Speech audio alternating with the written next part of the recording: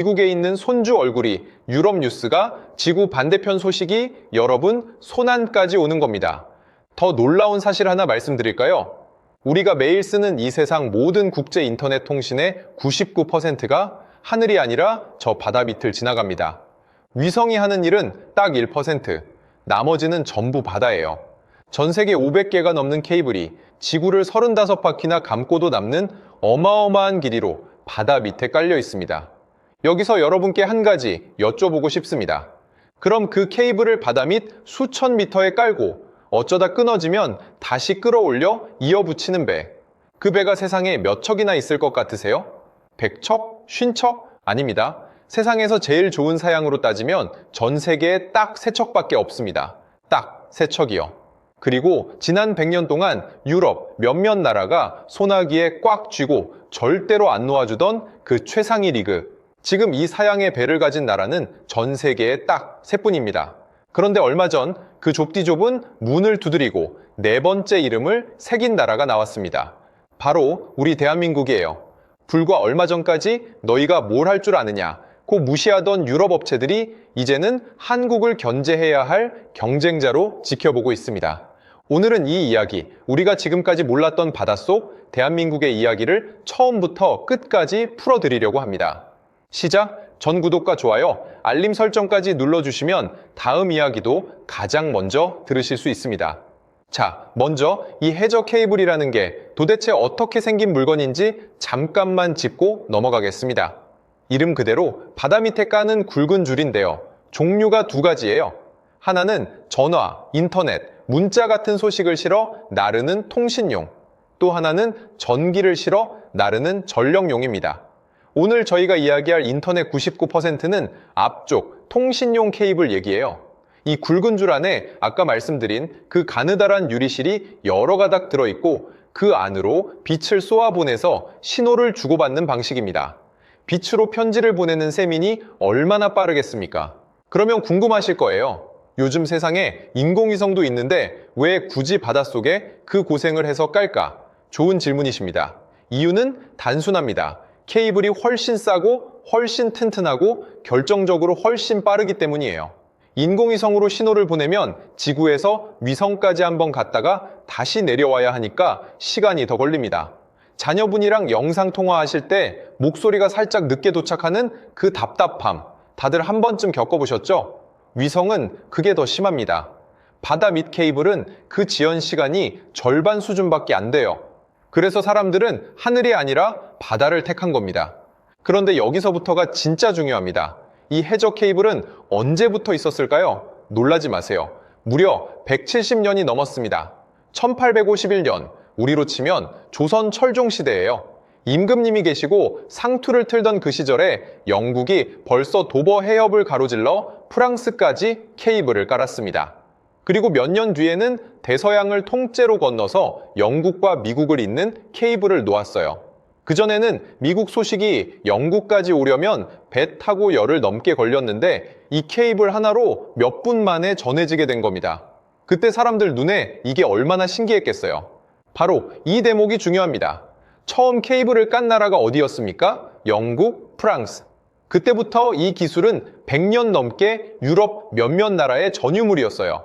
우리가 나라 잃고 광복 맞고 전쟁 겪고 보릿고개 넘길 때 유럽은 이미 100년째 이 기술을 갈고 닦고 있었던 겁니다. 그 100년의 벽, 이게 훗날 우리가 넘어야 할 어마어마한 산이 됩니다.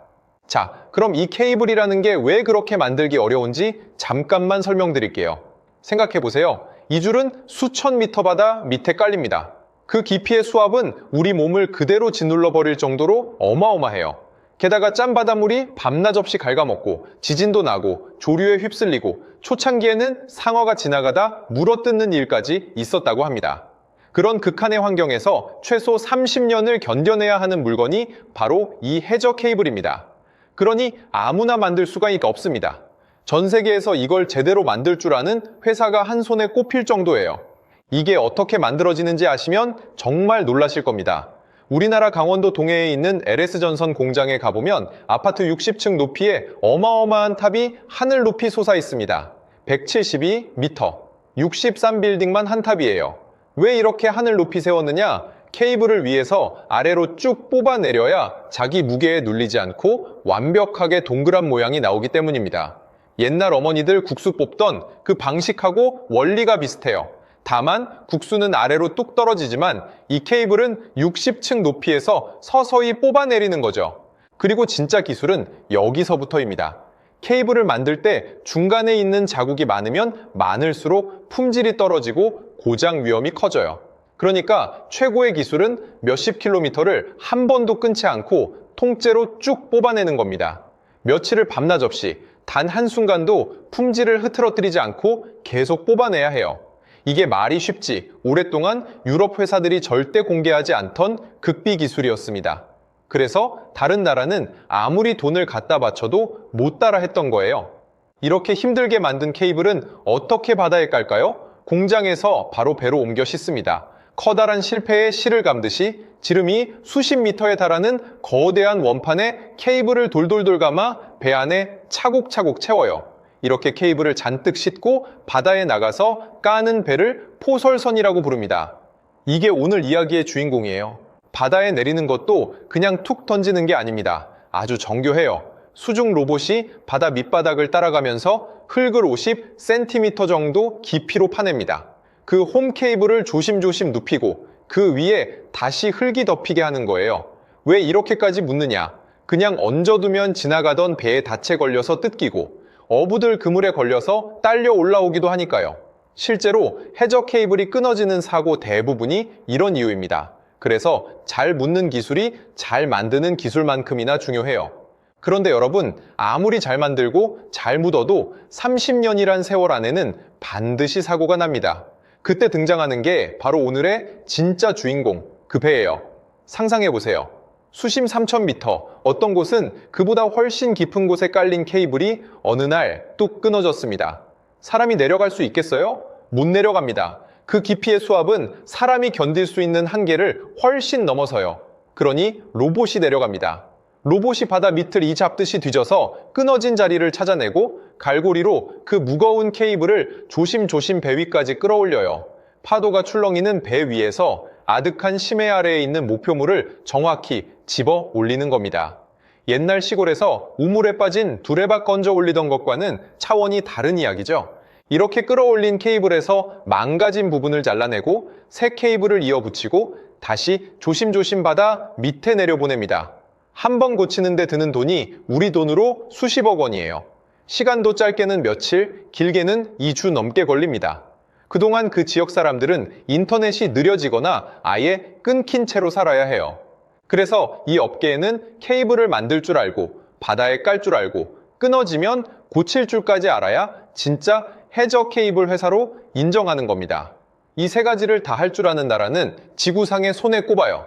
이탈리아의 프리즈미안, 프랑스의 넥상스, 덴마크의 NKT, 여기에 일본 회사 정도, 이 몇 개 회사가 오랫동안 전 세계 시장의 대부분을 나눠 먹었습니다.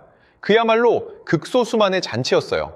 그러면 우리 대한민국은 그동안 어디 있었을까요? 여러분, 창피하지만 솔직하게 말씀드리겠습니다. 우리는 그 잔치에 초대장조차 못 받는 처지였어요. 불과 17년 전 2008년까지만 해도 우리나라는 이 시장에서 명함도 못 내밀었습니다. 우리 안방 사업조차 유럽에 넘겨줘야 했어요.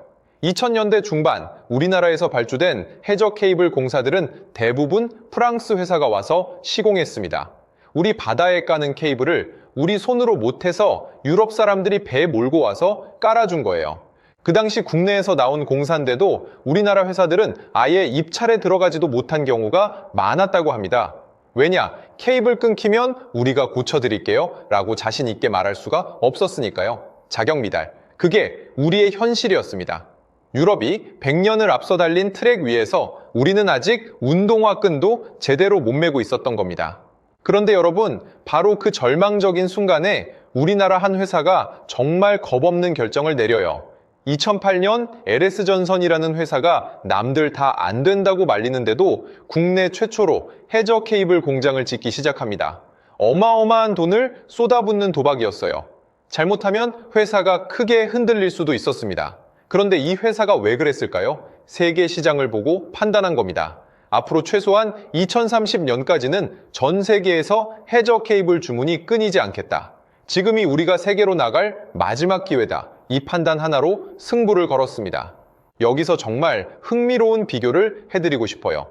그때 아시아에서 우리보다 훨씬 앞서 있던 나라가 있었습니다. 어디일까요? 일본이에요. 일본은 1980년대부터 이미 이 사업을 하고 있었고 유럽과 어깨를 나란히 하던 기술 강국이었습니다. 아시아에서 해저 케이블 만들 줄 아는 나라는 사실상 일본밖에 없다는 소리죠. 그런데 일본이 결정적인 선택을 합니다. 자기 나라 안시장 위주로 조용히 하겠다, 이렇게 방향을 잡은 겁니다. 일본은 섬나라니까 자국 안에서도 주문이 꾸준했고 유럽까지 나가려면 운송비도 많이 들었으니까요. 편한 길을 택한 거죠. 그런데 우리는 어땠습니까? 우리는 편한 길이 아예 없었어요. 국내 시장이 워낙 작으니까 집안 장사만으로는 회사가 못 큽니다. 살려면 무조건 세계로 나가야 했어요. 절박함이 우리를 세계로 밀어낸 겁니다. 그리고 이 차이가 10년 뒤에 두 나라의 위치를 완전히 갈라놓습니다. 2005년 드디어 역사적인 순간이 옵니다. 진도와 제주를 잇는 122km짜리 해저 케이블 공사 3,300억 원짜리 큰일이었어요. 이 입찰에 누가 왔느냐? 스웨덴에서 세계 최고 회사가 오고 일본 회사도 오고 유럽 강자들이 다 몰려왔습니다. 그리고 마지막에 우리 LS전선이 이 강자들을 제치고 사업을 따냅니다. 기술, 가격, 성능 보증, 심사 항목을 모두 통과한 회사가 우리 대한민국 회사였어요. 명함도 못 내밀던 우리가 세계 최강들이 다 모인 자리에서 앞자리에 앉은 겁니다. 여기서 멈추지 않았어요. 2년 뒤인 2011년, 이번엔 미국에 케이블을 수출합니다. 뉴욕주 롱아일랜드 지역에 우리 케이블을 깔았어요. 그것도 그냥 케이블만 판 게 아니라 설계부터 시공까지 통째로 맞는 이른바 턴키 방식으로 수주했습니다. 뛰어든 지 겨우 2년 만에요. 그리고 그 다음이 진짜입니다. 2010년대 들어 우리나라가 유럽 원조의 안방까지 뚫고 들어갑니다. 네덜란드 해상풍력 단지를 잇는 대형 공사를 따낸 거예요. 유럽 회사들 다 제치고요. 100년의 종주국이 후발주자한테 안방을 내준 겁니다. 그때 업계에서 이런 평이 나왔어요. 유럽조차도 이제는 한국의 실력을 인정할 수밖에 없다. 자, 결과를 볼까요? 지금 이 순간 전 세계 해저 케이블 시장 판도가 완전히 바뀌었습니다. 예전엔 유럽 몇몇 회사가 다 해먹었는데 지금은 이탈리아 프리즈미안, 프랑스 넥상스, 덴마크 NKT, 그리고 우리 대한민국의 LS전선, 이 니네 회사가 세계 시장의 85%를 나눠 갖고 있습니다. 우리나라가 명실상부한 세계 4강, 이 사실을 이제 아무도 부정 못해요. 100년 격차를 우리는 10여 년 만에 따라잡은 겁니다. 그러면 도대체 우리가 어떻게 이 100년의 벽을 넘었을까요? 비결이 두 가지입니다. 첫째, 튼튼함이에요. 화려한 최신 기술 쫓아가는 대신 물속에서 오래 버티는 튼튼함에 매달렸습니다. 30년 버티는 케이블, 이게 우리의 승부수였어요. 우직하게 그것만 팠습니다. 그러다 보니 세계 시장에서 한국 케이블은 진짜 튼튼하다는 평판이 쌓였고 주문이 들어오기 시작한 겁니다. 둘째, 길이입니다.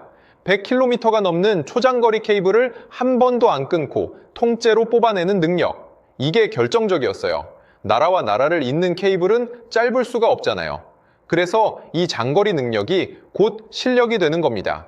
우리나라에서 100km 넘는 케이블을 통으로 뽑을 수 있는 회사는 LS전선 딱 하나뿐이에요. 짧은 건 중국한테 곧 따라잡힐 거다. 그러니 아무나 못하는 장거리로 승부 보자. 이 판단이 지금 큰 결과로 돌아오고 있습니다. 숫자로 보여드릴까요? 2025 연말 기준 LS전선의 수주 잔액이 얼마인지 아세요? 무려 7조 6,300억 원입니다. 전년보다 22%나 늘어난 역대 최대 규모예요. 수주 잔액이라는 건 앞으로 몇 년치 일감이 이미 쌓여 있다는 뜻입니다. 한 해 매출도 7조 1천억 원을 넘겼고 영업이익도 사상 최대치를 갈아치웠어요. 우리나라 전선업계 전체 수주 장호를 합치면 10조 원에 육박한다는 분석까지 나오고 있습니다. 자, 그리고 이제 오늘 이야기의 진짜 하이라이트가 남았습니다. 제목에 나온 그 세척의 배 이야기예요. 여러분, 케이블을 아무리 잘 만들면 뭐 합니까? 그걸 바다에 깔아줄 배가 없으면 아무 소용없어요. 그런데 최근 이 업계에서 진짜 중요한 변화가 벌어지고 있습니다. 이제는 케이블 만드는 것보다 케이블 깔아줄 바에 구하는 게 훨씬 더 어려워졌다는 거예요. 왜냐? 요즘 세상 돌아가는 걸 보세요. AI다, 데이터 센터다 해서 전 세계의 데이터 시설이 우후죽순 늘어나고 여기에 해상 풍력 발전소까지 폭발적으로 늘어나니까 케이블 주문이 밀려드는데 정작 그걸 깔 배가 전 세계에 100척 정도밖에 없습니다. 새로 짓고 있는 것도 20척 남짓. 그런데 이 큰 배는 짓는 데만 몇 년이 걸려요. 그러니 지금은 케이블보다 배가 돈이고 배가 곧 경쟁력인 시대가 온 겁니다. 이런 상황에서 우리나라 대한전선이 먼저 움직였습니다. 2023년 콜럼버스가 신대륙을 향해 처음 항해를 시작한 그 항구 이름을 따서 팔로스라는 배를 확보해요. 한 번에 케이블 4,400톤을 실을 수 있는 국내 유일의 해상 풍력용 포설선입니다. 그리고 최근에는 두 번째 배까지 추가로 확보하면서 이제는 케이블 만들고 실어 나르고 깔고 고치는 전 과정을 자기 손으로 다 해내는 이른바 원스톱 체계를 완성했어요. 그리고 대망의 그 배, 세계에 딱 3척뿐이라는 그 배 이야기가 여기서 나옵니다. LS전선의 자회사 LS마린솔루션이 2025년 여름 튀르키예의 테르산 조선소와 어마어마한 계약을 체결했습니다. 케이블을 한 번에 13,000톤이나 실을 수 있고 배 전체 무게가 18,800톤에 달하는 진짜 대형 포설선을 짓기로 한 거예요. 아시아에서 가장 크고 세계에서도 5손가락 안에 드는 크기, 초고압 직류 송전 케이블과 통신용 광 케이블을 동시에 깔 수 있는 최고 사양이 실렸습니다. 그리고 이 대목이 정말 놀라운 부분이에요. LS마린솔루션 발표에 따르면 지금 이 정도 사양을 갖춘 최고급 포설선은 전 세계에 딱 3척뿐이라고 합니다. 그리고 우리나라에서 이 능력을 갖게 되는 회사는 LS마린솔루션이 유일합니다. 100년 동안 유럽이 손에 꽉 쥐고 안 놓아주던 최상위 리그, 그 좁디 좁은 문에 우리 대한민국이 4번째로 이름을 새기게 된 겁니다. 이 배는 약 2년간의 건조 과정을 거쳐서 2028년 상반기부터 세계 바다를 누비게 됩니다. 우리는 여기서도 멈추지 않았어요.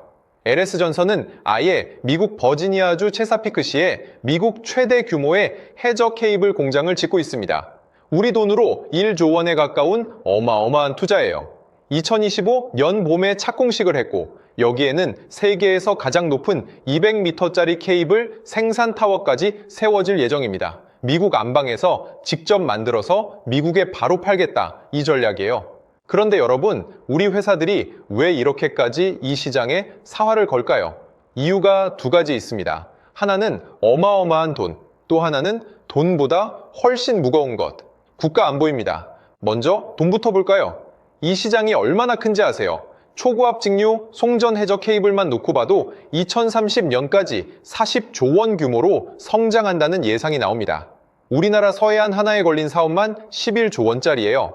AI 시대가 열리면서 데이터 센터가 전기를 어마어마하게 빨아들이고 미국은 노후한 전력망을 통째로 갈아엎어야 하고 전 세계가 바다 위에 풍력 발전소를 짓느라 난리입니다. 그야말로 돈이 바다 밑으로 쏟아지고 있어요. 여기에 예상 못한 손님들까지 몰려들었습니다. 여러분도 이름 다 들어보셨을 거예요. 구글, 아마존, 메타, 마이크로소프트.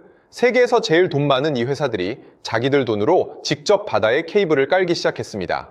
미국 방송 CNBC 보도에 따르면 이 빅테크 기업들이 2025년부터 2027년까지 3년 동안 해저 케이블에 쏟아부을 돈이 무려 130억 달러, 우리 돈으로 18조 원이 넘습니다. 구글 하나만 벌써 30개가 넘는 케이블에 투자했어요.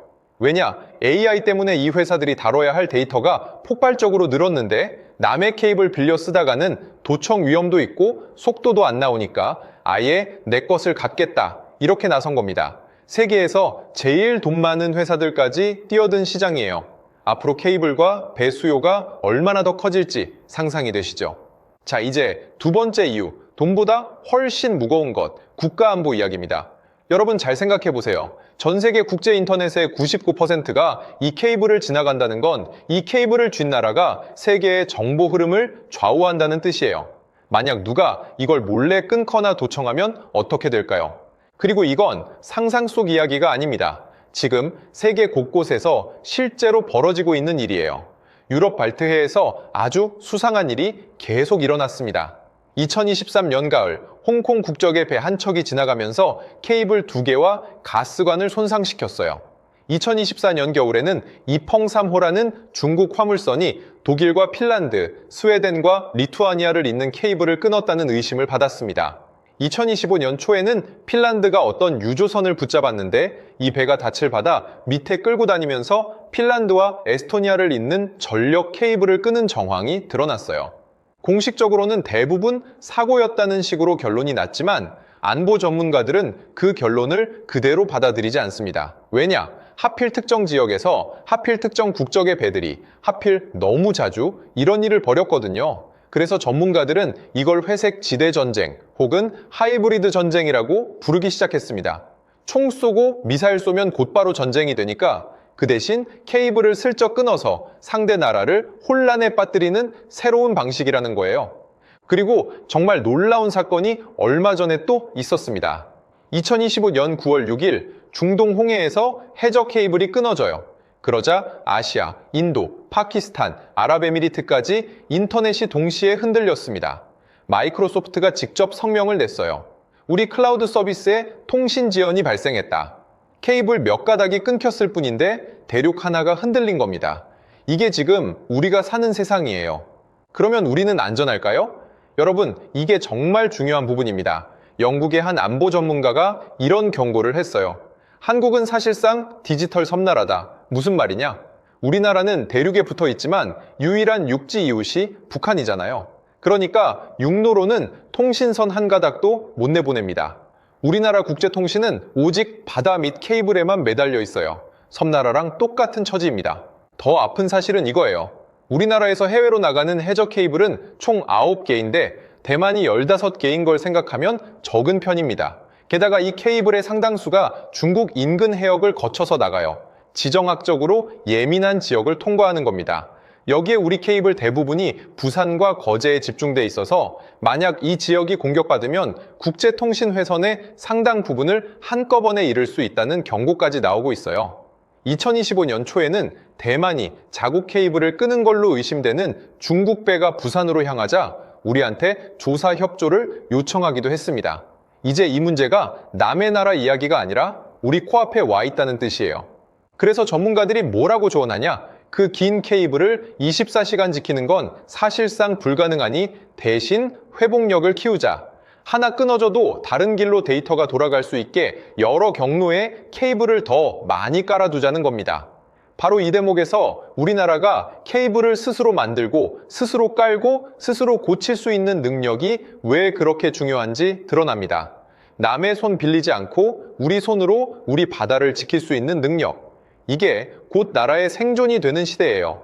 이제 해저 케이블은 그냥 인터넷 배관이 아니라 반도체와 나란히 놓이는 국가 전략 자산이 됐습니다. 물론 다 잘 될 거라고 마냥 낙관할 수만은 없어요. 뒤에서 무섭게 쫓아오는 나라가 있습니다. 어디일까요? 여러분, 짐작대로 중국입니다. 중국이 지난 몇 년 사이에 정말 빠르게 컸어요. 아직 100km 넘는 장거리 케이블은 못 만들지만 중국 정부가 이걸 나라의 미래 산업으로 정하고 어마어마한 돈을 쏟아붓고 있습니다. 자기네 나라 항공사에는 자국산을 우선 쓰게 하면서 조용히 실력을 키우고 있어요. 그 어마어마한 내수 시장에서 힘을 길러서 언젠가 세계로 나오면 우리도 안심할 수 없는 상황이 됩니다. 우리가 유럽을 따라잡은 그 방식 그대로 이번엔 중국이 우리를 겨누고 있는 셈이에요. 게다가 중국의 추격에는 더 은밀한 방법도 있습니다. 기술과 사람을 빼가는 겁니다. 해저 케이블은 세상에 몇 안 되는 회사만 가진 극비 기술이니까 노리는 세력이 많아요. 실제로 우리나라에서도 해저 케이블 핵심 기술이 경쟁사로 유출됐다는 의혹이 불거진 적이 있습니다. 회사들은 지금 법적 대응까지 불사하면서 이 기술을 지키려고 애쓰고 있어요. 유럽을 따라잡느라 오래 걸린 그 소중한 기술을 이번엔 우리가 지켜내야 하는 새로운 싸움이 시작된 겁니다. 하지만 우리에게는 분명한 강점이 있습니다. 중국은 아직 해외 수주 경험이 거의 없어요. 반면 우리는 미국, 유럽, 세계 곳곳의 까다로운 현장에서 15년 넘게 실전 경험을 쌓아왔습니다. 이 경험과 신뢰라는 건 돈으로 하루아침에 살 수 있는 게 아니에요. 30년 버텨야 하는 케이블 시장에서 저 회사 물건은 믿을 수 있다는 평판, 이건 그 어떤 것보다 강한 무기입니다. 자, 이제 오늘 이야기를 정리해 보겠습니다.